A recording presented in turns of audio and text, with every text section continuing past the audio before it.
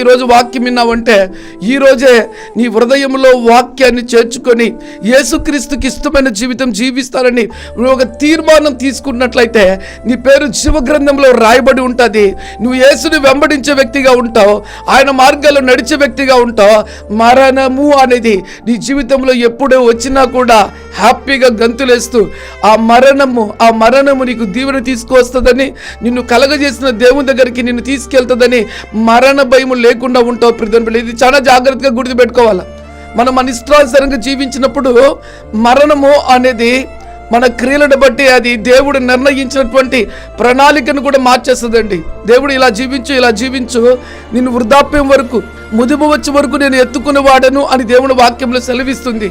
కానీ దేవుడి వాక్యానికి, దేవుడి మాటకు విరోధముగా అనేకులు జీవించి తమ జీవితాల్లో ఏం చేస్తున్నారంటే మరణాన్ని కొని తెచ్చుకుంటున్నారు. Be careful.